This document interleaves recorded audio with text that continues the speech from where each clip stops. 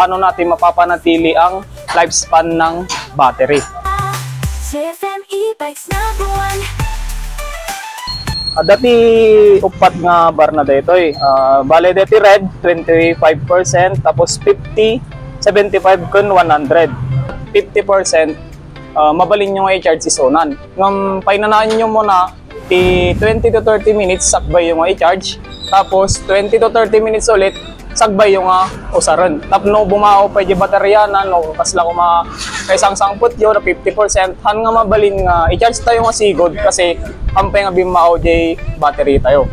Kun no kasi nga ma-full charge hantay pala usaran nga sigod painanaan tayo sa simbagak 20 to 30 minutes before and after. Gamin epekto na DJ guys no sila ko na 50% in charge yung asigod, tapos na full charge inusar yung asigod kuha na dayjay na daras to nga ag-charge na daras nga ag-lobat, tas pakala na dayjay ma-dead cell ti battery yo.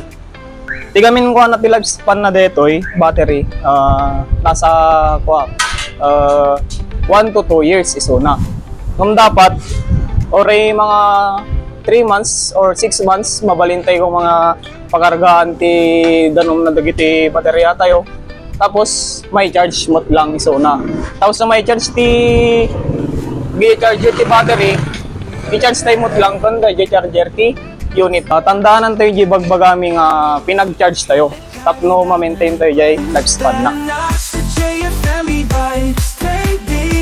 Where quality bikes are affordable, eco-friendly na sasaya ka pa, kaya san ka ba? Nasa JFM e-bikes trading, where quality e-bikes are affordable. Siguradong satisfied ka sa aming e-bikes.